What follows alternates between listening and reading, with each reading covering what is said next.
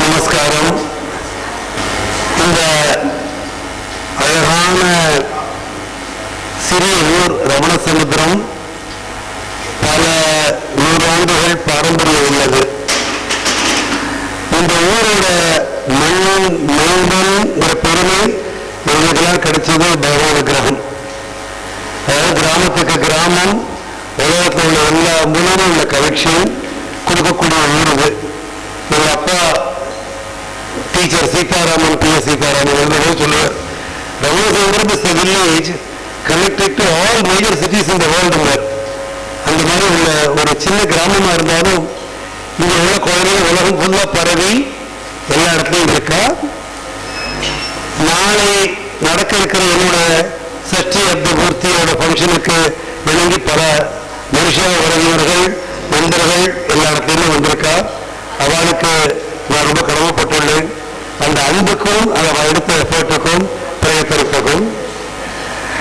என்னோட 2 குழந்தைகள் விநாயக் சீதாராமன், ஷியாம் சுந்தர், ஈஸ்வரன் கிரகத்தில் 2 பேரும் டாக்டரா சர்ஜனா இருக்கா. அவளுக்கு வந்திருக்கிற தர்மபத்திரிகளும் அந்த குழந்தைகளை ஆத்துக்கு வந்திருக்கா. சின்ன மருமகள் டாக்டர் திவ்யாங்கிற மதுராம்பல், அவங்களோட பாட்டி கலைமாமணி ரத்னகுமாரி கல்யாண சுந்தரம் கோபிச்செட்டிப்பாளையம். சின்ன வயசுலேருந்து இசை உலகத்திலே பிறந்ததுனால இசைங்கிறது அவர் ரத்தத்திலே ஓடுகிறது. பாட்டு மாத்திரம் இல்லாம கதாலட்சியத்திலேயே அவர் ஒரு ஆசையை உண்டாக்கி பாடிய கத்துண்டு ரொம்ப ஆர்வமா பண்ணக்கூடியது. இன்னைக்கு டாக்டர் திவ்யா பண்ணக்கூடிய கதாகாலட்சியம் ஆண்டாள் கல்யாணம். ஆண்டாள் ஒரு ஸ்பெஷல் கேரக்டர். எல்லாரும் இம்பாசிபிள் நினைக்கிற ஒரு உறவை she took it for granted from the beginning. பகவானே கல்யாணம் பண்ணிக்கணும், ரங்கநாதர் தான் எனக்கு மனாலன்னு நினைச்சு அதை அடைஞ்ச பிரகிருதி. ஆனா நம்ம அப்துல் கலாம் சொன்ன மாதிரி ட்ரீம் கனவுங்கிறது, அவங்களோட கனவு அவ்வளவு ஃபேமஸ், கனா கண்டி தோழி. ஆனா அந்த கனவு நனவாச்சு. எல்லாராலையும் கேள்வி பண்ணக்கூடிய அடைய முடியாதுன்னு சொல்லக்கூடிய பல கனவுகள் அது ஸ்ட்ராங்கா இருந்ததுன்னா, அவ்வளவு திடமா இருந்ததுன்னா பூர்த்தியாகும் ஒரு உண்மை ஆண்டாள் கல்யாணத்துல. அந்த நான் வரக்கூடிய என்னோட பேஷன்ஸ் சொன்னேன், படிப்பு எவ்வளவு முக்கியமோ அது எவ்வளவு முக்கியம். அந்த கணவன் மனைவி உறவு அமையக்கூடிய மனைவியோ கணவனையோ பொறுத்து நம்ம வாழ்க்கையோட சுக சந்தோஷங்கள் துக்கங்கள் எல்லாம் அமைகிறது. நல்ல குடும்பத்துல பிறந்து நல்ல வேல்யூஸோட ஒரு கணவனோ மனைவியோ கிடைக்கிறது நம்ம கொடுத்து வச்சிருக்கணும். இது பணம் காசு அழகுக்கெல்லாம் அப்பாற்பட்டது. ஆண்டாள் கல்யாணம் காமிக்கிறது அந்த பக்தியோட பிரார்த்தனை பண்ணினா மனசு கேட்ட கணவனோ மனைவியோ அமைவது 100% பெண்ணும். அது உண்மை. நம்ம எதை பத்தி ரொம்ப தீவிரமா சிந்திக்கிறோமோ பகவான் நடத்தி தருவார். அவர் எப்படி நடத்தி வருவது நமக்கு தெரியாது. How he does, what he does, I don't know, but he does. அவ்வளவுதான். அவர் நடத்துவது உண்மை. எப்படி நம்ம கூட இமேஜின் பண்ண முடியாது. அதனால நம்ம எண்ணங்கள் தூய்மையாக இருந்து லோகத்துக்கு பிரயோஜனமான உண்மையான பக்தி இருந்தா கண்ணப்பனான சரித்திரமா இருக்கட்டும், ஆண்டாள் கல்யாணமா இருக்கட்டும், அந்த அசைக்க முடியாத பக்தியை தான் காமிக்கிறது. இப்ப நான் உங்களுக்கும் டாக்டர் திவ்யாவோட கதாகாலட்சியத்துக்கும் ரொம்ப நாளை கொடுக்க இருக்க விரும்புகிறேன். சீக்கிரமே ஸ்டார்ட் த கதாகாலட்சியமும் உங்களுடைய எல்லாருடைய ஆசீர்வாதமும் அந்த குழந்தைக்கு இருக்கணும். எல்லாருக்கும் இன்னைக்கும் இந்த ஊர் அப்படியே இதே மாதிரி சௌஜன்யமா அன்பா அழகா பின்னி பிணைந்து எல்லாரும் இணைந்து வாழ்ற மாதிரி பல நூறாண்டுகள் இருக்கணும்னு வேண்டிக்கிறேன். இந்த ஊர்ல பிறந்து வளர்ந்ததுக்கு நானும் பெருமைப்படுறேன். அதை நடத்தி கொடுத்த பகவானுக்கு ரொம்ப தேங்க்ஸ் சொல்லி வணங்குறேன். ரொம்ப சந்தோஷம். நாளை நடக்கக்கூடிய சச்சிபுத்தி பங்கனும் எல்லாரும் கலந்து ஆசீர்வதிக்கணும்னு வேண்டிக்கிறேன். கூப்பிட்டு மிஸ்டர் சங்கரா ஜெயராஜன் சங்கர் திரு வந்திருக்கா அக்கம் பெருமன்சா அவளுக்கு ஒரு நன்றி. சந்தோஷமா இருக்கு. ஆக்சுவலி எல்லாருக்கும் ஷார்ட் டியூரேஷன்ல சொல்லி இவ்வளோ பேரும் வந்திருக்கேன். எனக்கும் எனக்கு இங்க இருக்க ரொம்ப சந்தோஷம். நீங்களாம் வந்தது ரொம்ப சந்தோஷம்.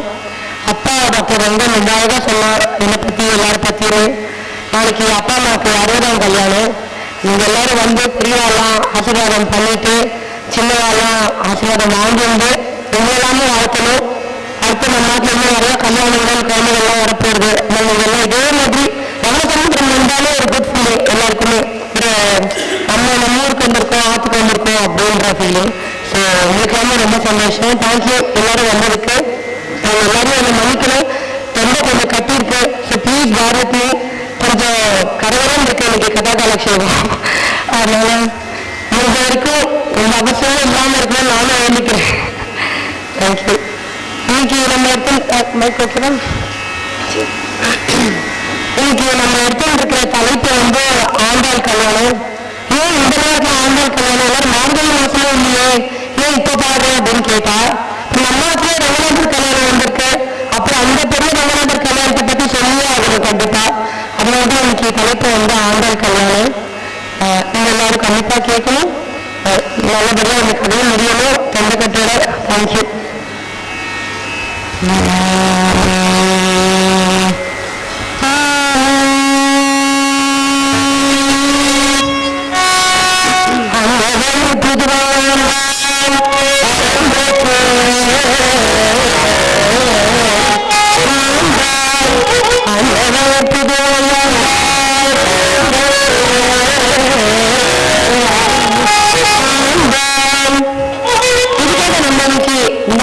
கல்யாணத்தை பத்தியும் ஆண்டாளை பத்தியும் பேசுறான்னு இருக்கும். நிறைய பேர் வந்து ஒரே விஷயத்தை பத்தி உங்களுக்கு சொல்லியிருக்கா. புரந்தரதாசர், ராமதாசர், பெரியாழ்வார், ஆண்டாள், இது எல்லாரும் விதவிதமான கதைகள்லாம் நம்மளுக்கு சொல்லியிருக்கா. ஆனா எல்லா கதையும் காமனான ஒரு விஷயம் என்னன்னா பக்தி. கதை வேறையா இருக்கலாம், அவரோட பீரியட் வேறையா இருக்கலாம், பாஷை வேறையா இருக்கலாம். ஆனாலும் எல்லாரும் நமக்கு சொல்றது வந்து பக்தி. பக்தி எவ்வளவு முக்கியம், வெவ்வேறு ராகக்காலங்கள்ல வெவ்வேறு கதைகள்ல பக்தி நமக்கு எவ்வளவு முக்கியம் அப்படின்றத நமக்கு சொல்லியிருக்கோம். இதுல இன்னைக்கு நம்ம ஆண்டாள் எப்படி நமக்கு பக்தியை பத்தி எக்ஸ்பிளைன் பண்றா அப்படின்றத பார்ப்போம். நம்ம கேட்கிற ஆண்டாள் அவங்களோட கதையும் ஒரு முக்கியமான விஷயம். நம்ம எல்லாரும் அக்ஞானம் அப்படிங்கிற தூக்கத்துல இருந்து எழுப்புறா. மார்கழி மாசம் இல்லையா, அதனால எல்லாருமே நம்ம தூக்கத்துல இருந்து எழுப்பி பக்தி பண்ணணும் அப்படின்னு சொல்றதுதான் ஆண்டாளோட வே ஆஃப் கம்யூனிகேஷன். அவரோட முக்கியமான அந்த மோட் ஆஃப் பக்தி எப்படின்னா நம்ம தூக்கத்துல எழுப்பி நம்மகிட்ட சொல்றா. எவ்வளவு நாள் தூங்கிலே இருக்க போறோம், எல்லாரும் தூக்கத்துல இருந்து எழுந்துடணும். தூக்கத்துல இருந்து எழுந்து நம்ம தூக்கத்துல இருந்து எழுந்து கட்டி என்ன பண்றா, திருப்பாவை பாடுறா. திருப்பாவை எல்லாம் பாடி காத்தால ஸ்நானம் பண்ணி தீர்த்தம் ஆடி நம்ம எல்லாம் எழுந்து பக்தி பண்ணுவோம். இவ்வளவு பாடி இவ்வளவு பக்தி பண்ணணும், உங்க காதலெல்லாம் வேலையா அவளோட பக்தி என்ன சொல்றா.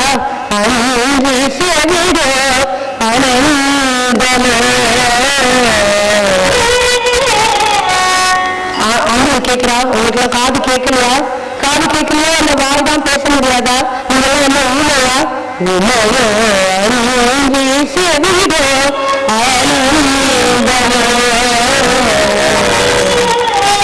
அப்படின்னு பெருமாளை கேட்டு பக்தி பண்ணிட்டே இருக்கா. அவ சொல்றா, ஓங்கி உலகம் உத்தமன் பேர் பாடுறேன், நான் பாடுறது உங்களுக்கு கேட்கலையா? நான் பக்தி பண்றது உங்களுக்கு தெரியலையா அப்படின்னு கேட்கிறா. ஆண்டாளோட வாக்கு திவ்ய வாக்கு, திவ்ய வாணி, திவ்ய பரிமளம் வீசக்கூடிய வாக்குகள் ஆண்டாளோடது. அவங்களுக்கு ஒரு மெசஞ்சர் மாதிரி நம்ம சொல்றத பெருமாளத்துல கொண்டு போய் சேர்ப்பா, பெருமாளை நம்ம கிட்ட சேர்ப்பா. அதனால ஆண்டாள் வந்து நம்மள ஒருத்தர், நம்ம மாதிரி மனிதரா பிறந்து பகவானை சேர்ந்த ஒருத்தர். நம்மளுக்கு வந்து ஒரு தூது மாதிரி எப்படி கடவுளை அடையணும், எப்படி பெருமாளை அடையணும் அப்படின்னு தன்னோட 143 பாசுரங்கள் மூலமாகவும் நாச்சியார் திருமணங்கள் மூலமாகவும் திருப்பாவைகள் மூலமாகவும் அவனோட வாழ்க்கை சித்திரம் மூலமாகவும் நமக்கெல்லாம் எக்ஸ்பிளைன் பண்றா. அது முக்கியமா நமக்கு பக்தி, ஞானம், வைராகியம் இது எவ்வளவு முக்கியம் இதெல்லாம் வாழ்க்கைக்கு அதன் மூலியமா நமக்கு சொல்றா. அதனால பார்ப்போம். ஸ்ரீவல்லிபுத்தூர்னு ஒரு திவ்ய தேசம் இருக்கு. சான்ஸ்கிரிட்ல வன்னிபுரம் அப்படின்னு சொல்லுவான். அவங்க ஊர்ல பிறந்தவர் தான் பெரியாழ்வார். பெரியாழ்வாரை வந்து எல்லாருக்குமே தெரியும். அவர் இருக்கணுங்கிறவாலும் இருக்க மாட்டான். ஒரு பெரிய விஷ்ணு சித்தர், அவரை பெரியாழ்வார்னாலும் விஷ்ணு தான், விஷ்ணுவே பெரியாழ்வார் தான். அவரை பத்தி அவர் பேரு சொன்னாலே எல்லாருக்குமே தெரியும். ஏன்னா அவர் எப்பவும் பெருமாளா நினைச்சுட்டு இருப்பார், பெருமாளை எப்பவும் அவரே நினைச்சுட்டு இருப்பார். ஏன்னா நம்ம பாகவதத்துல பாகவதோத்தமன் அப்படின்னு பிடிச்சு சொல்லுவா. யூஸ்வலா பாகவதம்னு யாருன்னு எல்லாரும் மனசு கடவுளே நினைச்சுட்டு இருக்கிறதான் பாகவதன். அப்ப நம்மளால பாகவதன் தானே, நம்மளாலும் கடவுளை வேண்டிக்கிறோம், பெருமாளை வேண்டிக்கிறோம், எல்லாம் பாகவதன் தான் அப்படின்னா பெரியாழ்வார் ஒரு ஸ்டெப் மாறும். அவர் பாகவதோத்தமன். யாரு கடவுளையே நினைச்சுண்டு பெருமாளா நினைச்சுண்டு கடவுளை பிரார்த்தனை பண்ணிட்டே இருக்காளோ அதெல்லாம் பாகவதம்னா அதுக்கு மேல என்ன இருக்கு அப்படின்னு பெருமாளோட மனசுல நினைச்சுட்டு இருக்காளோ அதான் பாகவதோத்தமன். அதுதான் பெரியாழ்வார். பெரியாழ்வார் பெருமாளோட மனசுல எப்பவுமே இருப்பார். அதனால அவர் டெய்லி பெருமாளுக்கு பூஜை பண்றவர். அவர் பெருமாளை பார்க்கும் போதெல்லாம் எல்லாரும் ஒரு பெரிய லிஸ்டோட போவா. பெருமாளை இன்னைக்கு நான் எக்ஸாம் பாஸ் ஆகணும், என் பிள்ளை என்ன பண்ணணும், என் பேட்டி பரீட்சையில பாஸ் ஆகணும், எங்க அம்மாவும் இருக்கணும், எங்க அப்பா அம்மா இருக்கணும், எல்லாரும் வேண்டிப்பாராம். பெரிய லிஸ்டோட போறவா கூட்டத்துக்கு நடுவுல பெரியாழ்வார் போயிட்டு கேட்பாராம், பெருமாளை பாதம் எவ்வளவு அழகா இருக்கு, அதெல்லாம் உனக்கு திருஷ்டி போட்டுக்க போறது, நீ எல்லாரும் நாங்களும் நல்லா இருக்க முடியும், நீ பல்லாண்டு வரணும் அப்படிங்கிறதுனால பல்லாண்டு பல்லாண்டு பல்லாயிரத்தாண்டு பழக்க ஒரு நேராயிரம் பல்லாண்டு பல்லாண்டு பல்லாயிரத்தாண்டு பழக்க ஒரு நேராயிரம்.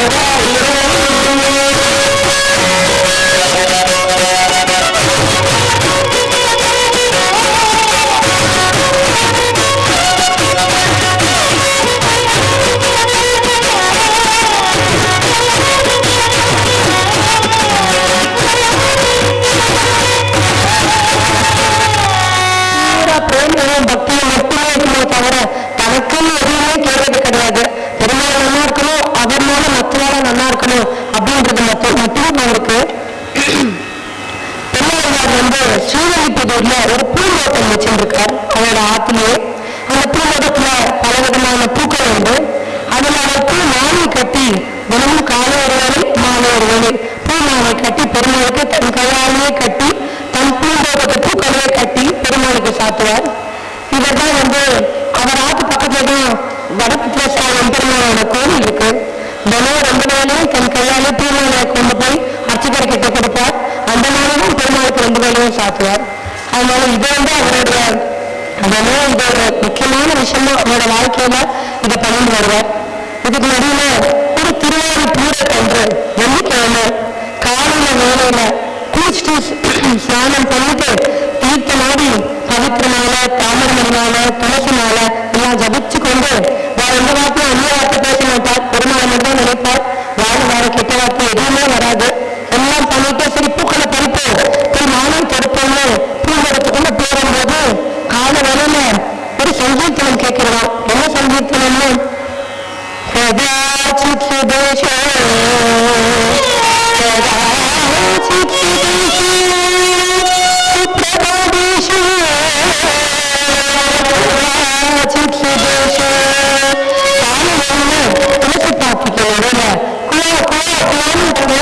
சத்தம் கேட்கிறோம்.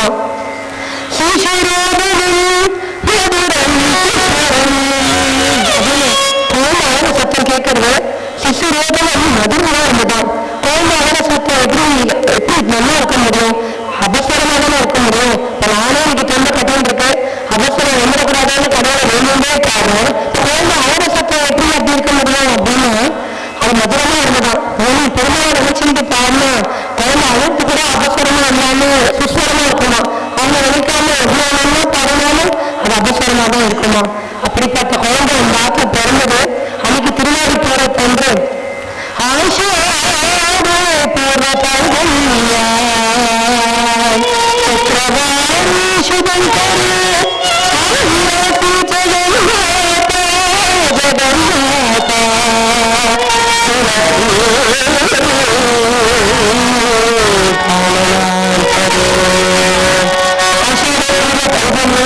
நட்சத்திரம் வெள்ளிக்கிழமை என்று சுக்கிரவாரத்தன்று அன்னைக்கு காலையில துளசி பாத்திக்கு நடுவில் இந்த குழந்தை பிறந்ததான்.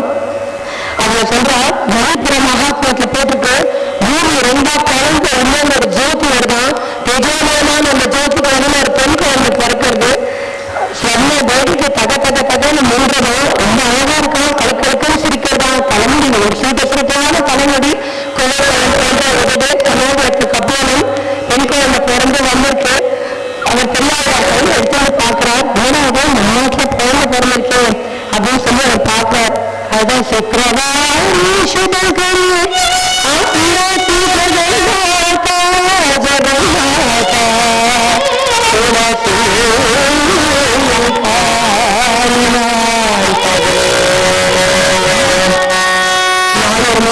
இதோட வளனமா அந்த குழந்தை வளர்ந்து வருது. அவர் அவருக்கு கோடன்னு பேர் வைக்கிறாரா. தலைமுறை சுருட்டையா கருகரன்னு இருக்கு இல்லையா பெண் குழந்தை, அதனால அவர் கோடன்னு பேர் வைக்கிறார். அவனுக்கு பக்தி பிரேம இதுவே கண்ணு மூக்கு காது வாய் எல்லாம் கண்ணு எப்படி இருக்கும் அப்படி இருக்கா அவன் பார்க்கறதுக்கு. உடனே பூரா பக்தி வளர்ந்து வரா. அவனுக்கு எல்லாமே எப்பயுமே கண்ணு பத்தியே தான் நினைப்பான். பெரியார் வார்த்தை கேட்டுட்டே இருப்பாளாம். ஏன்பா கண்ணு என்னப்பா பண்ணுவான், கண்ணு என்ன பண்ணுவான், கண்ணு விளையாடுவானா, கண்ணுல கண்ணு சொல்லு அப்படின்னு கண்ணன் கதையே கேட்டுட்டே இருப்பாளாம். பெரியாரும் கிருஷ்ண லீலைகளும் சொல்லி சொல்லி அவளை வளர்த்து வரார். அப்படி ஒரு கதை தான் கிருஷ்ணன் கதை லீலை சொல்றார். குழந்தைகள்லாம் விளையாடுருக்கு, கண்ணன் விளையாடுருக்கான். மற்ற குழந்தைகள்லாம் யசோதைக்கு வந்து சொல்றாளாம், அம்மா யசோதம்மா கண்ணன் மணி தின்னுட்டான்னா அப்படின்னு சொல்றாளாம். உடனே யசோதை கூப்பிடுறா, கண்ணா மணி தின்னா இந்த வாய் வந்து காட்டு வாய் தர அப்படின்னு கேட்கிறாளாம். இன்னும் நான் மணி தின்னையே மணி சாப்பிட மாட்டேன்னா அப்படின்னு போய் சொல்றாளாம். இன்னும் பரிசெல்லாம் சொல்றாங்க மணி தின்னு வந்து வாய் தர அப்படின்னு கேட்டதுக்கு சமயானிக்கு தகுமாடு ஆடணும்னு நானும் பொய் சொல்லலாமா, அவாவும் பொய் சொல்றா, இப்ப கொஞ்ச நாளா என் ஃப்ரெண்ட்ஸ் எல்லாம் ரொம்ப தான் பொய் சொல்ல ஆரம்பிச்சிருக்கா அப்படின்னு தப்பிச்சுக்கிறேன். இல்லையே பகவான் வந்து சொன்ன என்கிட்ட உன் மண்ணு தண்ணி சொன்னா அப்படின்னு சொன்னதுக்கு அவன் சொல்றானா, இப்ப கொஞ்ச நாளா பகவான் பொய் சொல்ல ஆரம்பிச்சுட்டா என்னவோ தெரியல அப்படின்னு சொல்றானா. இல்ல இல்ல நான் நம்ப மாட்டேன், வாய் தரம் காட்டு அப்படின்னு சொன்ன உடனே அந்த சின்ன குட்டி குஞ்சு வாழ்ந்தானே அதை திறக்கிறானா. திறந்தா அந்த வாய்க்குள்ள அத்தனை கோடி அகிலாண்ட கோடி பிரம்மாண்டங்களும் தெரியதான். அதுல சம்பத்தி தீபம் பாரத வருஷம் பரத கண்டம் உத்தரப்பிரதேசம் 11 வருஷம் கண்ணனை நிரப்பா. அந்த கண்ணனை வாழ ஆள் திறக்க சொல்லி அந்த வாரம் அகிலாண்ட கோடி பிரம்மாண்டங்களும் தெரிகிறது. அதுல ஜம்பு தீபம் பாரத வருஷம் பரத கண்டம் உத்தரப்பிரதேசம் 11 கோக்குலம் 11 வருஷம் கண்ணனை திட்ட 11 வருஷம் கண்ணனை திட்ட பார்த்து சொக்கி போட்டாலாம்.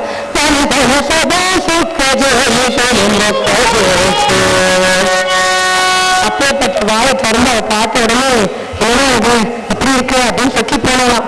இப்பேற்பட்ட பல கிருஷ்ண லீலைகளை சொல்லி சொல்லி சொல்லி இந்த கதையை கேட்டு கேட்டு வளர்ந்து வர கொஞ்சம் கொஞ்சமா அவளோட பக்தி மதுர பக்தியா மாறிட்டான், பிரேமையாவே மாறிட்டான். அப்படியே காலம் வர ஆரம்பிச்சது கண்ணன் மேல. ஒரு நாள் கோப தூங்கி வந்து அவ அப்பா பெரியவங்கள்ட்ட சொல்லலாம், நான் ஸ்ரீரங்கம் கோவில்ல இருக்கிற ரங்கநாதன் கல்யாணம் பண்ணிக்க போறேன் அப்படின்னு வந்து சொன்னாலாம். கமல பத்ராட்சி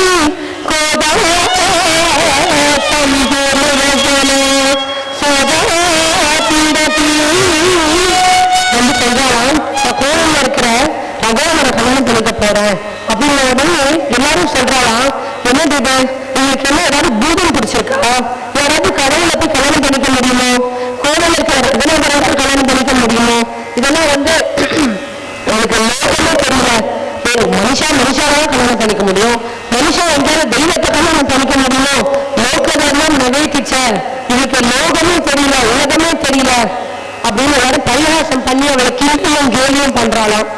ஆனா பக்திக்கு உணர்ச்சியும் விசுவாசமும் தானே முக்கியம். அதனால அவ அப்பா வந்து அவளை பயங்கரமா மோட்டிவேட் பண்றாளாம். மோட்டிவேட் பண்ணி பக்திக்கு பாரங்கள் தான் முக்கியம், நீ பாட்டுக்கு கண்டினியூ பண்ணு, நீ நம்பி பெருமான வேண்டிக்கோ, நீ நினைச்சதெல்லாம் நடக்கும் அப்படின்னு சொல்றாராம். அவளுக்கு மனசுல பாவங்கள் கண்ணனால விளையாடுறது போலவும் சுற்றுலாவை சிதைக்கிறது போலவும் நாச்சியா திருமணம்ல பாசனங்கள் எழுதியிருக்கார். தன் கண்ணோட இருக்கிறது போலவும் பேசுறது போலவும் விளையாடுறது போலவும் அவளுக்கு மனசுல பக்தியில ஓடுறது. சரி ரமணாவர் எப்ப வருவாருன்னு தெரியல, தூதனுக்கு பார்ப்போம். அப்பெல்லாம் வந்து எல்லாம் கிடையாது இல்லையா, மெசஞ்சர் தானே, கிளி தூது குயில் தூது தூதனுக்கு கூப்பிட்டு பார்ப்போம், பெருமாளை வரானா பார்ப்போம் அப்படின்னு வண்டி கிட்ட கூப்பிடுறாங்க. ஹே வந்து நீ எங்கேயோ போய் மொழி கத்தின்னு இருக்கியே, நீ அங்கெல்லாம் போய் கத்தாத, இப்போ ரங்கநாதர் காதுல கோதலி அப்படின்னு போய் கத்து, அவர்கிட்ட சொல்லு உங்களுக்கு காத்து இருக்கேன் எனக்காகன்னு போய் சொல்லிட்டு வாப்போ அப்படின்னு அனுப்புறாளாம். அப்புறம் மேகத்துக்கிட்ட சொல்றாளாம், ஏ மேகமே நீ எங்கேயோ சமுத்திரத்துல இருக்கிற தண்ணீரை குடிச்சிட்டு போய் அங்க சீனிவாச மலை மேல போய் போயிடுவேன், அங்க போய் தண்ணீரை குடிக்காத, நீர இருக்க நிறைய தண்ணீர் இருக்கு, எங்க இருக்கு அப்படின்னு என்னோட கண்ணீரா இருக்கு, அதை வந்து குடிச்சிட்டு போய் மழையா போய் அவர் கேட்பார், என்ன தண்ணீர் குளிர்ச்சியா நம்ம சுட்டு பொசுக்கிறது அப்படின்னு கேட்பார்.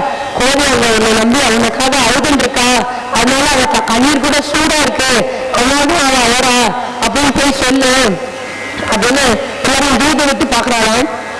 கூடவே போய் அந்த ரங்கத்துல அந்த ராஜகோபத்துல வந்து நாட்களே என்ன கல்யாணம் பண்ணிக்க சொன்ன அப்படின்னு அவன் சொல்றதுக்கெல்லாம் எல்லாரும் அவளை பரியாசம் பண்றாளாம்.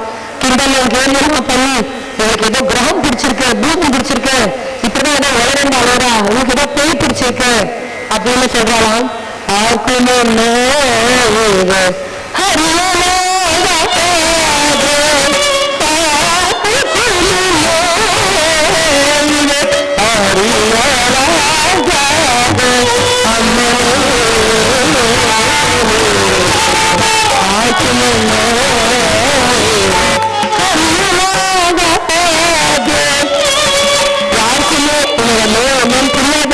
அந்த கார்கடை நம்மளுக்கு மட்டும்தான் தெரியும்.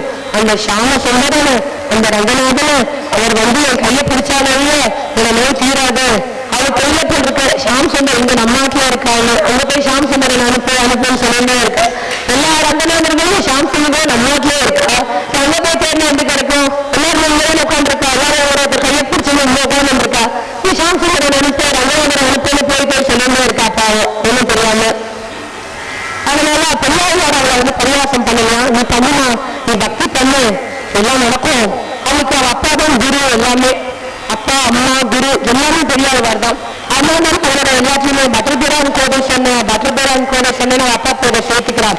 அவர் சொல்றாராம், எப்படி அந்த ருக்மிணிக்கு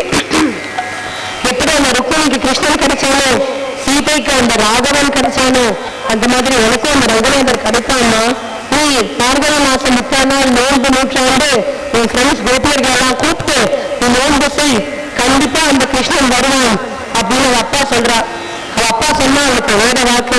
அவ அப்பா சொன்ன மாதிரியே ஸ்ரீவில்லிபுத்தூரையோ அவ வந்து பிருந்தாவனமா நினைச்சிருந்தாலாம். அவ ஃப்ரெண்ட்ஸ் தான் ஆவர்சீர்களா நினைச்சிருந்தாலாம். அந்த பொய்கையோட யமுனையா நினைச்சிருந்து அவளோட பக்திய கண்ணன் எந்திரமான வடபத்திரமா நினைச்சிருந்து அவ நோன்பு ஆரம்பிச்சா. முதல் திருப்பாவையில நோன்பு பத்தி எல்லாம் சொல்றான்.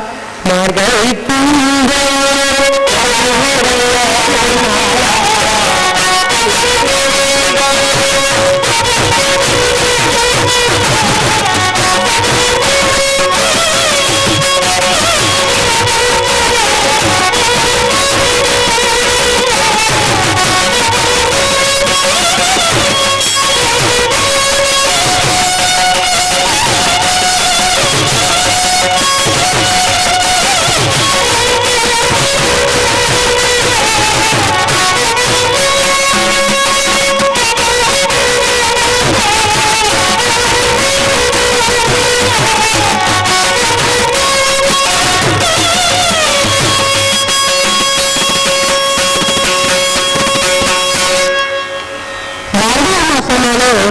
விசேஷம். ஜிலு காத்து, அது வந்து ஒரு மாதிரி டான்ஸ் ஆடுறதுக்கும் உகந்த மாசம், பாட்டு பாடுறதுக்கும் உகந்த மாசம்.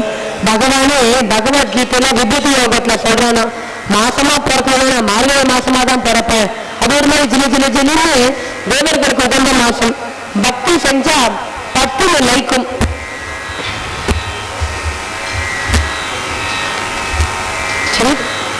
பக்தி செஞ்சா 10 லைக்கும்.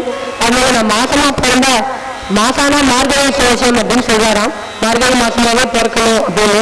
தேவர்களுக்கும் அந்த விடியற் காலையில இல்லையா, அதனால முதல்ல வந்து முதல் திருப்பாவையில அவர் சொல்றாராம், நாங்க என்னெல்லாம் பண்ண போறோம், நாங்கள் நெய் சாப்பிட மாட்டோம், பால் சாப்பிட மாட்டோம் அப்படின்னு என்னென்ன விரதங்கள்லாம் இருக்க போறோம் அப்படின்னு சொல்றாலாம். சில பேர் விரதம் இருக்கேன், அந்த விரதம் இருக்கேன், இந்த விரதம் இருக்கேன் அப்படின்னு சொல்லுவா. நான் பக்கத்துல போக முடியாது, நான் பசு வாய்ப்புக்கீங்க இல்லையா, சமூகம் எப்ப பார்த்தாலும் கோபமாவே இருப்பா, பேசவே முடியாது அவள்கிட்ட.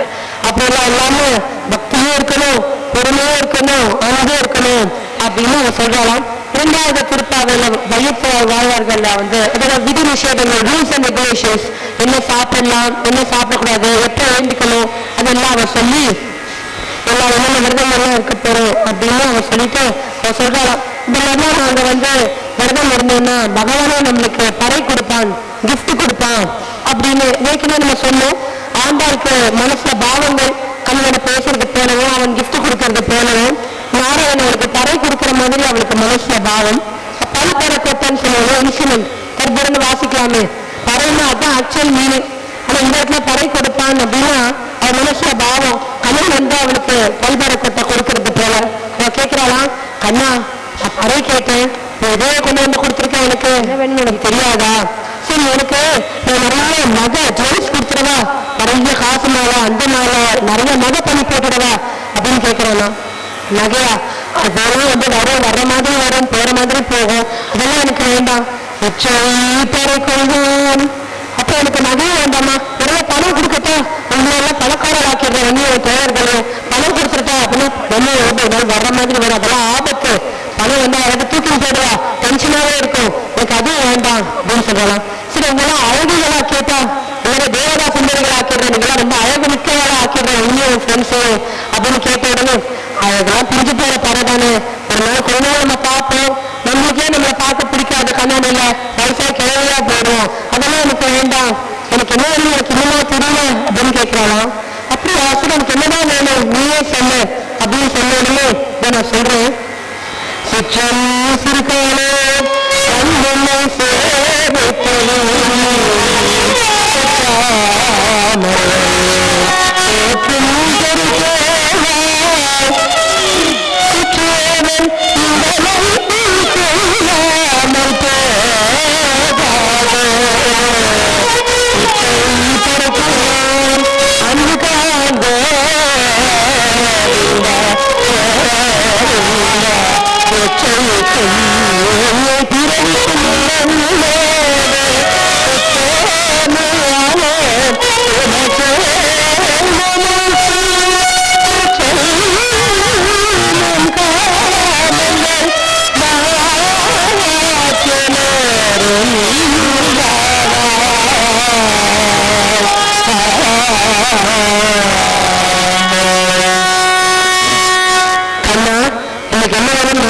கண்ணுமை எல்லா ஜென்மத்திலையும் நீயும் பிறக்கணும், அத்தனை ஜென்மத்திலையும் நாங்களும் பிறக்கணும், நாங்களும் எங்களுக்கு ஆசை இல்லைன்னு சொல்லல, எங்களுக்கு எந்த ஆசையும் வந்துடக்கூடாது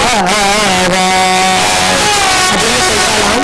அப்புறம் யோசிக்கிறாளாம், இது ஒன்றும் பிரயோஜனப்பட போறது இல்லை, நம்ம நேர்மா இருந்து பார்த்துட்டோம், திருப்பாவை சொல்லி பார்த்துட்டோம், நீ வான்னு வீடு விட்டு பார்த்துட்டோம், பெருமாள் காடுகள நம்மளே இன்னைக்கு ஒரு ஸ்டெப் எடுத்துருவோம், எல்லாரும் பொண்ணு பார்க்கறதானே வருவா, நம்மளே இன்னைக்கு பையனை பார்த்துருவோம்னு சொல்லிட்டு நம்ம மாலை மாற்றம் தானே ரொம்ப முக்கியம் கல்யாணத்துல, மாலை மாற்றம் தான் முக்கியமான ஒரு போர்ஷன் கல்யாணத்துல இல்லையா. அதனால இன்னைக்கு நம்ம மாலையை கட்டி தொடுத்து மாத்திட்டோம்னா கல்யாணம் ஆன மாதிரி ஆயிடும், அப்புறம் யாரும் தப்பிக்க முடியாது, கையை பிடிச்சுதான் ஆகணும் அப்படின்னு சொல்லிட்டு காத்தால தூங்கி எழுந்து ஒரு முடிவோடு தான் எழுந்துக்கிறா. தன்னை ஒரு பொண்ணு மாதிரி கல்யாண பெண் மாதிரி அலங்காரம் பண்ணிட்டு கண்ணடில் எப்படி இப்படின்னு அழகெல்லாம் பார்த்துட்டு பிறக்கும் போது அழகா தானே பிறந்தா, இந்த நல்லா ட்ரெஸ் எல்லாம் பண்ணிட்டு புடவை கட்டிட்டு தலைவாரி பூ எல்லாம் வச்சுட்டு கண்ணாடி மணி வந்து பாக்குறா. தன் கையாலேயே போய் அப்பாவோட பூந்தோட்டத்தை போய் பூவெல்லாம் பறிச்சு மாலையெல்லாம் தொடுத்து அவ வந்து மாலையை ரெடி பண்ணி வச்சுக்கிறா. கல்யாணம் பொண்ணு மாதிரி தன் அலங்காரம் பண்ணி கண்ணாடியில பார்த்துட்டு அவ சொல்றா, பெருமாளே இன்னைக்கு நீ மாலையா மாத்தின்றனும், நான் உன்னதான் நம்புறேன், எனக்கு உண்மையில ஃபுல் நம்பிக்கை இருக்கு, பிரபு ரங்கநாதா கோவிந்தா நீ என்னை கை விட்டுறக்கூடாது, நீ சங்கடத்தை போக்கணும், சங்கட கோவிந்த வெங்கடரமண முகுந்த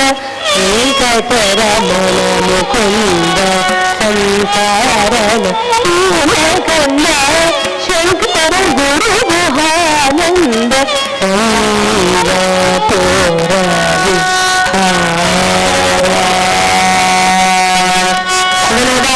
சங்கடத்தை நீதான் போக்கணும் அப்படின்னு சொல்லி அவ மனோபாவத்தை சொல்லி அந்த மாலையை தன் கழுத்துல போட்டு பெரியாழ்வார்கிட்டலாம் எதுவுமே தெரியாது. பெரியாழ்வார் உள்ள வரத்துக்குள்ள அவசர அவசரமா அந்த மாலையை கழட்டி அப்பா கிட்ட சொல்ற, அப்பா இன்னைக்கு இந்த மாலையை கொண்டு போய் பெருமாளை சாத்துங்க, நானே என் கையால மாலையை தொடுத்தேன் அப்படின்னு சொல்லி அவர் கையில கொடுக்குறார். அவரும் சரி நீ ஸ்ரீவில்லிபுத்தூர்ல பெருமாளுக்கு இந்த மாலையை சாத்திடுவோம் அப்படின்னு சொல்லிட்டு கையில எடுத்துட்டு போறார். கொண்டு போறார் ஸ்ரீவில்லிபுத்தூர் வடவெளியை பெருமான் சாய்க்கு கோயில்ல போய் சாத்தத்துக்கு போய் அர்ச்சகர் கிட்ட கொடுக்கிறார். இன்னைக்கு இந்த மாலையை சாத்தணும் பெருமாளுக்கு, என் பொண்ணு தன் கையாலேயே அவ கட்டி கொடுத்துருக்கா, இதை சாத்துங்க அப்படின்னு கொடுக்குறா. கொண்டு போய் சாத்தலாம்னு பெருமாள் கிட்ட போற நேரத்துல கிட்டக்க பார்த்தா அந்த மாலையில கேஷம் சிக்கின்னு இருக்கான், கூந்தல் மாட்டின்னு இருக்கு, கோதை போட்டு காட்டினா இல்லையா, அவ தலைமுடி மாட்டின்னு இருக்கான். அவர் திட்டாராம், என்ன பெரியாரு இப்படி பண்ணிட்ட, யாரும் சூடி கலந்த மாலையா இருக்கு, இதுல கேசவாசனை அடிக்கிறது, இதை போய் பெருமாளுக்கு சாத்தலாமா, இப்படி அபச்சாரம் பண்ண பண்ணிட்டேன்னு அப்படின்னு சாமலா மச்சகா துஷ்டா கேசனாச சமமிதா கோபதனாதாரித்த பததோ பக்தி அதான் அவ கண்ணாப்பதான் திட்டாராம். இந்த மாதிரி ஒரு மாலை போய் கொடுத்துன்னு வந்திருக்கேனே, போ புடி ஒரு மாலை கொண்டு போய் நீ பொண்ணுகிட்ட எடுத்துட்டு போய் போய் வேற மாலையை கட்டி கொண்டு வா, பெருமாளுக்கு இப்படி அபச்சாரம் பண்ணிட்டியே அப்படின்னு கண்ணா பின்னார்னு திட்டுறாராம். பெரியாருக்கு பல பல பலன்னு கண்ணில் கண்ணீர் கொட்டுறதான். இத்தனை வருஷமா பூமாலை சாத்துறேன், இந்த மாதிரி அபச்சாரம் நடந்ததே இல்லையே, இன்னைக்கு இப்படி ஆயிப்போயிருக்கு அப்படின்னு ஓட்டு முன்னாடியுமா திரும்பி அந்த மாலையை தூக்கி இந்த வீட்டுக்கு வரா. இதெல்லாம் எதுவுமே கோதைக்கு தெரியாது. அவ வீட்டுல மனசை நினைச்சுட்டு நேரம் மாலையை சாத்திருப்பா, கல்யாணம் ஆயிடுச்சுன்னு நினைக்கிறேன், வெளியா நம்ம இன்னைக்கு பொண்ணார்த்துக்கு அப்படின்னு அவ கனவு கண்டிருக்காளாம்.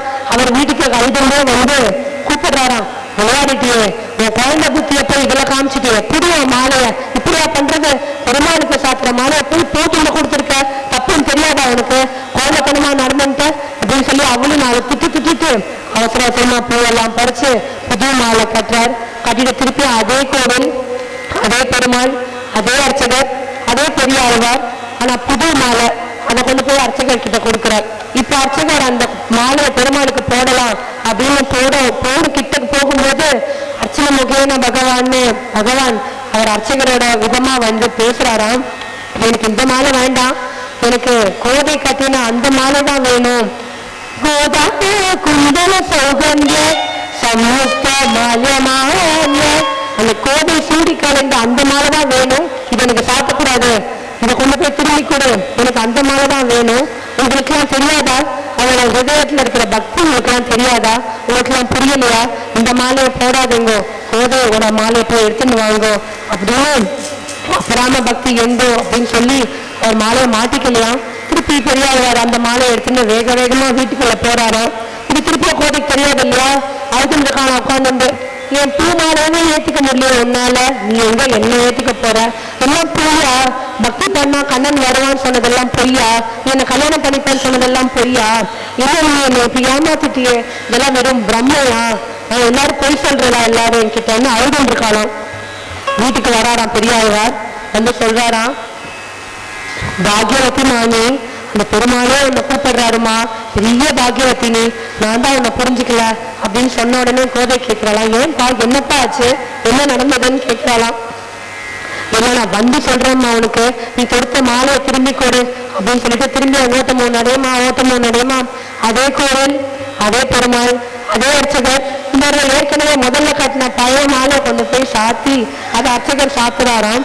சாத்தின உடனே அதை பார்த்து பெரியாழ்வார் ஆனந்த கண்ணீர் விட்டுட்டு சொல்றாராம், என் பொண்ணு கட்டின பாமாலையும் பூமாலையும் ஏத்துட்ட, சீக்கிரமா வந்து என் பொண்ணையும் ஏத்துக்கோ அப்படின்னு வேணுண்டு வீட்டுக்கு வராராம். வீட்டுக்கு வந்து கதவை திறந்த உடனே இந்த தடவை அவளை கோதைன்னு கூப்பிடலையா, ஆண்டாள்னு கூப்பிட்டாராம். அவன் திரும்பி பாக்குறான், யாருப்பா, யாரை கூப்பிடுற அப்படின்னா, உன்னதாம்மா, உன்னதான் ஆண்டாள்னு கூப்பிடுறேன். அவன் ஆண்டவன்னா அந்த ஆண்டவனுக்கே உரியவள் நீ ஆண்டாள்மா, நீதான் ஆண்டாளுமே அப்படின்னு சொல்லிட்டு அவளை ஆண்டாள் அப்படின்னு கூப்பிடலாம். அதனாலதான் அவனுக்கு சூடி கொடுத்த சுடற்கொடி அப்படின்னு இன்னொரு பேரும் இருக்கு. என்னை மன்னிச்சிருமா, உன்னை திட்டேன், உன்னோட பக்தியை பத்தி புரியாம உன்னை என்னென்னலாம் சொல்லிட்டேன், நீ பெரிய பக்தியமா அப்படின்னு சொன்ன உடனே அவ சொல்றாளா, என்னப்பா நீ இப்படிலாம் பேசாத, பக்தினா என்ன கண்ணன்னா என்னன்னு சொல்லி கொடுத்ததே நீ தானே, நீ போய் இப்படி சொல்லாமா, நீ இல்லைன்னா எனக்கு எங்க இந்த மதுர பக்தி மாதுரிய பக்தி எல்லாம் அப்படின்னு சொல்றாளாம். அவ சொல்லலாம், துவமேவ காரணம், என்னோட பக்தி எல்லாத்துக்குமே நீதான் காரணம் அப்படின்னு சொல்லி ஆசீர்வாதம் பண்றாளாம். பெரியாழ்வாரும் அவளுக்கு ஆசீர்வாதம் பண்றார். இந்த மாலையை மாத்தினது ஒரு நிச்சய தாம்பூலமானது போல, ஒரு தாம்பூலம் மாத்தினதுனால கல்யாணத்துக்கு முன்னாடி ஒரு கன்ஃபர்மேஷன் மாதிரி ஆயிடுச்சு அப்படிங்கிறது பொண்ணு அவ ரெண்டு பேரும் நினைக்கிறாளாம். ஏற்கனவே நிறைய ஆச்சரியங்கள் நடந்துருக்கு, இன்னும் மேலும் ஆச்சரியங்கள் நடக்கும் அப்படின்னு அப்பாவும் பொண்ணு நம்புறா. இந்த நேரத்துல கோதை அடுத்து நான் வந்து சொல்றாளாம், அப்பா நான் ஒரு கனவு கண்டேன், என் கனவுல வாரணம் 1000 யானைகள் பாசனம் பண்றது போல கனவு கண்டேன், அதுல ரங்கநாதர் வந்து என் கையை பிடிக்கிறது போல கனவு கண்டேன்ப்பா அப்படின்னு சொல்லிட்டு முத்தலம் கூட்ட வரிசங்கம் என்று முத்தலம் கூட்ட வரிசங்கம்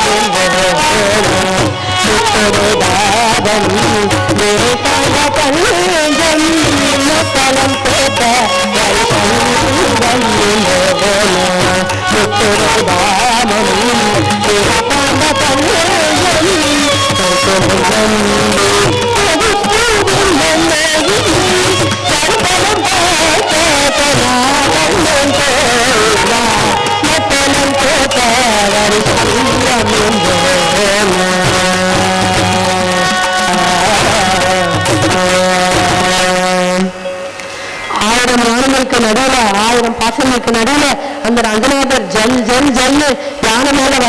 நான் கனவு கண்டேன்ப்பா, காலை புகுந்த கனவு கண்டேன். பகல் கனவு கண்டிருக்கா இல்லையா? கண்டிப்பா நடக்கும்னு கோதை வெயிட் பண்ணிட்டே இருக்கா. அந்த கனவுல என்ன சொல்லலாம், காளை மாதிரி கனத்த பார்வை, காளை மாதிரி தான் பாக்குறது, நல்ல ஸ்ட்ராங்கான பார்வையா இருக்குமா. ஒரு ரோட்ல நின்று நம்ம முக்கூடுமா, என்னையோ ஹார்ன் அடிக்கிறியா அப்படின்னு.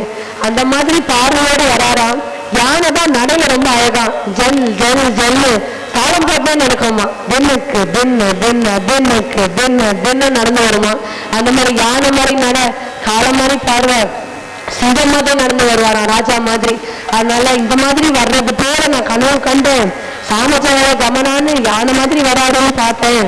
சரி, கோதை கண்ட கனவை நம்மளுக்கு எதுக்கு சொல்லணும் அப்படின்னா, பக்தி இருக்கும்போது கனவு கண்டா கண்டிப்பா பலிக்கும் அப்படிங்கிறதுக்கு இது ஒரு எடுத்துக்காட்டு. இது நம்மளுக்கு தெரியணும் அப்படிங்கிறதுக்காக கோதையோட கனவை நம்ம சொல்றோம். பெரியாருக்கு தெரியும் மேல மேல ஆச்சரியங்கள் நடக்கிறது. அவ கனவோட கண்டிப்பா கண்டிப்பா மாப்பிள்ளை வந்துடுவார். அதனால அவர் அண்ணனுக்கு தெரியும் எனி டைம் வந்துடுவார் மாப்பிள்ளை. நம்ம வாசல்லே காத்துன்ற பொண்ணு போய் திண்ணில உட்காந்துட்டாராம். உட்காந்து வெயிட் பண்ணிட்டே இருக்கார். ஏதோ யோசனை என்னெல்லாமோ நடக்கிறது, பாதி புரியுறது பாதி புரியல. எல்லாத்துக்கும் நமக்கு எக்ஸ்பிளேஷன் கிடைக்காது. சிலதெல்லாம் சயின்ஸுக்கு மீறினது. நம்ம கேட்கலாம், அதை எப்படி கனவு வரும்? இப்ப நந்தி படம் எழுந்து பேசிட்டு கோவில் கட்டும் போதுன்னு சொல்றா, நந்தி எழுந்துக்க முடியுமா? என்ன பார்த்தவா சொல்றா, நம்ம நம்புறோம், அவ்வளவுதான். அந்த மாதிரி பக்தி இருந்ததுன்னா என்ன வேணா நடக்கும் அப்படின்னு அவர் வாசல்லையே உட்கார்ந்து இருக்காராம். அப்போ ஒரு பெரிய ஓசை கேட்கறதாம், ஒரு லவுட் மியூசிக், லவுட் நாய்ஸ் கேட்கறதாம்.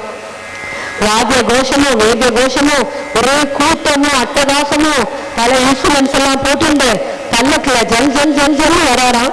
வந்தா ஒரு சின்ன பையன், 25 வயசு பையன், ஒரு வாலிபன் பல்லக்குல இருந்து இறங்கி குதிச்சு அப்படி ஜம்முன்னு இருக்கானா. ரொம்ப அழகா லட்சணமா இருக்கானா.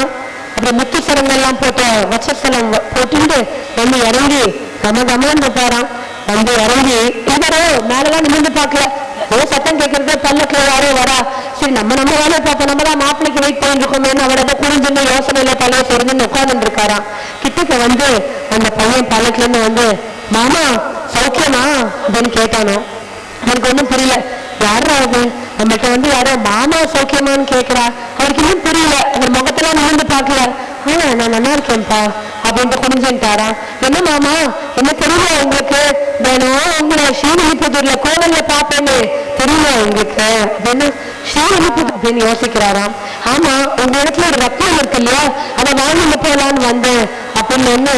தம்பி, நீங்க ஏதோ அட்ரஸ் மாதிரி வந்துட்டேன்னு நினைக்கிறேன். நான் ஒரு ஏழை பூ கைங்கரியம் பண்ற ஒருத்தர், நான் ஒரு ஏழை பிராமணன், என்கிட்ட ரத்னம் எல்லாம் கிடையாது. இல்ல நீங்க பொய் சொல்றேன், இந்த இடத்துல ரத்னம் இருக்கு, கோதா ரத்னம் இருக்கு, அந்த கோதா ரத்னத்தை தான் நான் வாங்கிட்டு போய் கல்யாணம் பண்ணிக்கலான்னு வந்திருக்கேன் அப்படின்னு அவருக்கு புரிஞ்சு போயிருக்கான். வரப்போறான்னு காத்துட்டு இருக்காரு இல்லையா. கோதா ரத்னம் நிமிர்ந்து பார்த்துட்டாராம். பகவானோட முகத்தை பார்த்தா திருப்பிக்க முடியுமா? அப்படின்னு தேஜமான ஜொலிக்கிறதா. அவருக்கு அந்த பெரிய சிரிப்பு அந்த சிரிச்சான அந்த பையன், அந்த மந்த ஆசனத்துல அவருக்கு எல்லாம் புரிஞ்சு போச்சான். சரி, மாப்பிள்ளை பார்த்தோன்னு அழகா கட்டி பிடிச்சிட்டு கொஞ்சமா வாங்குவோம்பா. இவர் உள்ள ஓடி போறாராம் பொண்ணுகிட்ட சொல்றதுக்கு. ஏன்னா அந்த பொண்ணு வந்துட்டாருமா, ரகுநாதர் வந்துட்டாருமா, வேகமாவா உன் பூமாலையும் பாவாலையும் வாங்கின்றவர் உண்மையை கேட்டு வந்திருக்காருமா, வேகமா ஓடிவா அப்படின்னு போய் சொல்றாராம். அவனும் ஏற்கனவே கனவு கண்டிருக்காரு. அவனுக்கு ஆச்சரியமே இல்லையா, சந்தோஷம் தானா, ஏற்கனவே எதிர்பார்க்கின்றது தானே, வந்துட்டாரா அப்படின்னு அவனும் வேகமா ஓடி வரலாம். கல்யாண வேலைகள்லாம் ஆரம்பிக்கிறது. இப்ப நம்ம நாட்டுல கல்யாண வேலைகள் ரொம்ப நாளா நடந்துட்டு இருக்கு. அந்த மாதிரி அகாத்துல கல்யாண வேலை நடக்கிறதா, அகாத்த ரங்கநாதருக்கும் கல்யாணம். அவங்கள முட்டுப்பந்து எல்லாம் போட்டு எல்லாருக்கும் அழைப்பு விதிச்சு எல்லாரையும் கூப்பிட்டு அந்த திருக்கார எல்லாரையும் கூப்பிடுறாளாம். நீங்க எல்லாம் வந்திருக்கிற மாதிரி அவ கல்யாணத்துக்கும் எல்லாரும் வரப்போறா. அவ சொல்றா, எல்லாரும் பேசிண்டாளாம், இவருக்குலாம் என்ன கல்யாணம் ஆக போறது, அவனுக்கு தான் தூரம் பிடிச்சிருக்குன்னு பேசிண்டா இல்லையா, போய் கடவுளை கல்யாணம் பண்ணிக்க போறேன், ரங்கநாதரை கல்யாணம் பண்ணிக்க போறேன்னு பரிகாசம் பண்ணுவா. 2 பேரு ஷாமலாவும் கோமலாவும் பேசிக்கிறாளாம். பாத்தியாடி, இந்த பொண்ணுக்கு ஏதோ பைத்தியம் நம்ம நினைச்சுட்டு இருந்தோம், கடைசி அமக்களமா ஒரு பையன் வந்துட்டான் அவனுக்கு கல்யாணம் பண்ணிக்கிறதுக்கு அப்படின்னு ஷாமலா சொல்றாளாம். கோமலா சொல்றாளாம், பையன் வந்தது கூட பரவாயில்ல, செலவு பூரா அந்த பையனே ஏற்றுக்கிறானாமே, இதுவே நடக்கிறது அப்படின்னு அந்த இன்னொருத்தி சொல்றாளாம். இப்படி எல்லாம் பேசி உங்களுக்கு எங்க இருந்தா இவ்வளவு அமக்களமா ஒரு கல்யாணம் ஆயிப்போச்சு அப்படின்னு பேசிக்கும் போது, நம்ம கோவிலுக்குலாம் 40-50 வயசாச்சு, இன்னும் ஒன்னும் பையன் கிடைக்க மாட்டேங்கிறது, எல்லாரும் கூப்பிட்டு திருப்பி படிக்க சொல்லு முதல்ல, அப்பதான் கல்யாணம் நடக்கும் போல் இருக்கு அப்படின்னு எல்லாரும் பேசிக்கலாம். அப்புறம் நிறைய விதமான பூக்கள், பழ பழங்கள் எல்லாம் ஏற்பாடாதான். ஜாதி, மல்லி, தாமரப்பூ, துளசி எல்லா பூ பழங்கள் எல்லாம் ரெடியா இருக்கான். 18 வகையான இன்ஸ்ட்ருமெண்ட்ஸ் ரெடியா இருக்கான் கல்யாணத்துக்கு வாசிக்கிறதுக்கு. தேரி மிருதங்க மத்தள தாரக தும்பி தேரி தும்பரவீண மத்தள தும்பிக தமருக தசரி பொன்னல் தவற சங்கத நவசதக அஷ்டாட்சர வாத்தியங்களும் இருக்காங்க. தேரி மிருதங்க மத்தள தாரக தும்பி தேரி தும்பரவீண மத்தள தும்பிக தமருக தசரி பொன்னல் தவற சங்கத நவசதக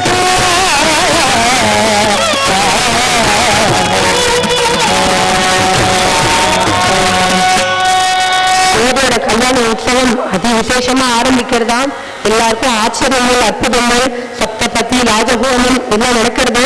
இப்பதான் மாலை மாற்ற போற, முதல்ல ஏற்கனவே மாலை மாற்றியாச்சு, அப்பா ஒரு மாலை மாற்றி விட்டா. இப்போ கோதை தன் கையாலேயே மாலை மாற்ற போறா.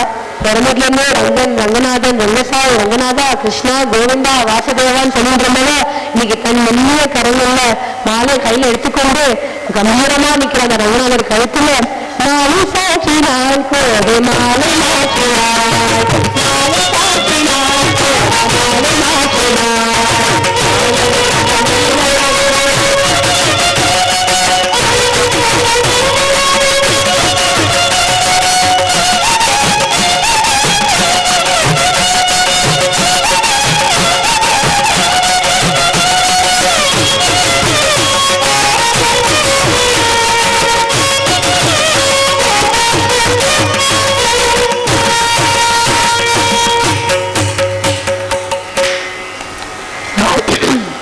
மாற்றியாச்சு, பாணி கிரகணம் ஆயாச்சு, திருமாவளை தாரணமும் ஆயாச்சு.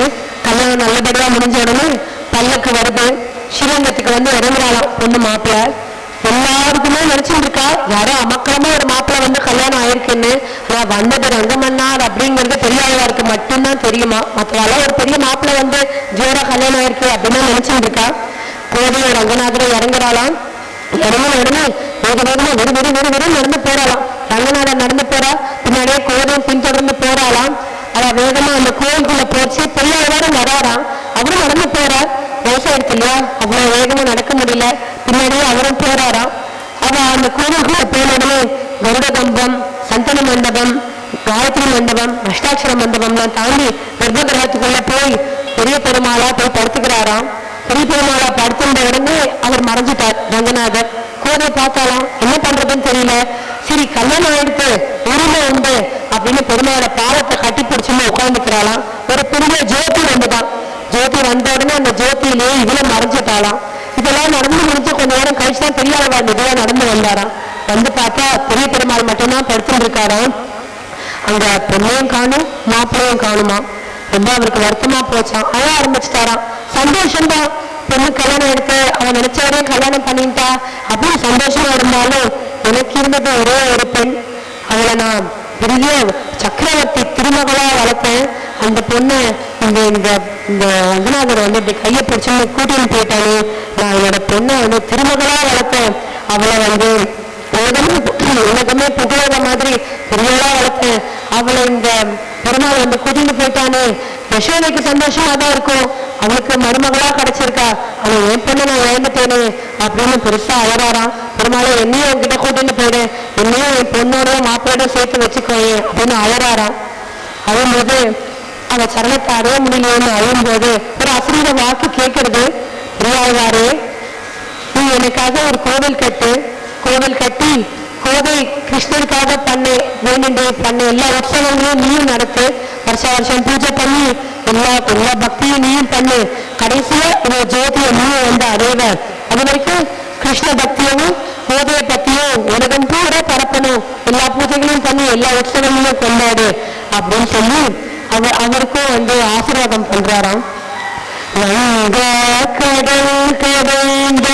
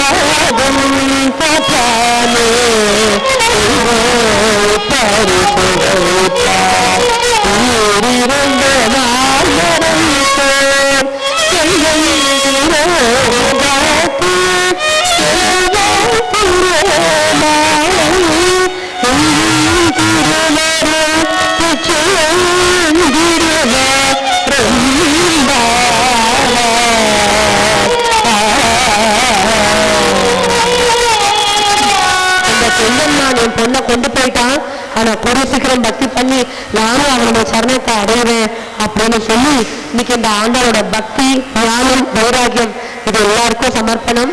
இங்க உள்ள எல்லா ரங்கநாதர்களுக்கும் வேந்தர்களுக்கும் பெண்களை பெற்ற எல்லா அப்பாக்களுமே இது சமர்ப்பணம்.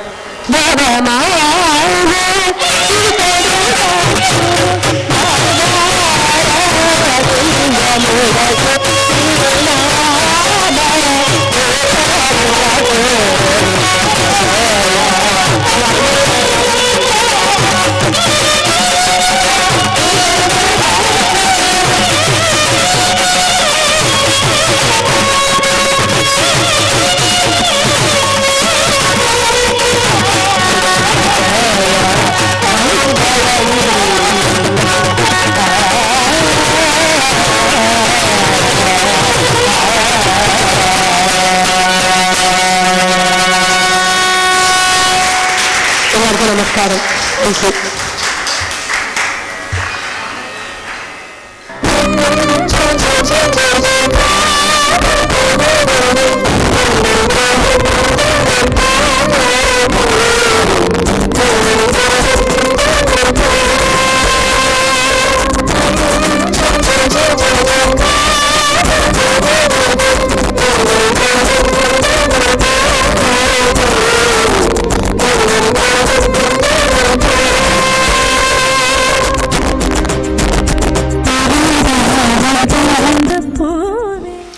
ரொம்ப அழகா டாக்டர் திவ்யா அழகா சங்கீத உபன்யாசம் பண்ணா.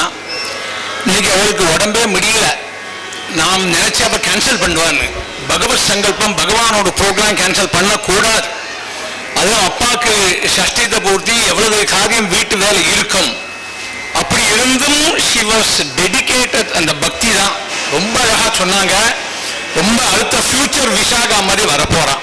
விசாகா ஹரி மாதிரி சூப்பர்னா அண்ணாவோட அதே டியூன் அதே மாதிரி சொன்னா. பாகவத கோட்டிங்ஸ் எல்லாம் இருந்து நம்ம பாகவத கோட்டிங் ஸ்லோகம் எல்லாம் சொன்னா இன்னும் நல்லா இருந்திருக்கும். பட் அவளுக்கு உடம்பு இப்ப இன்னைக்கு முடியல.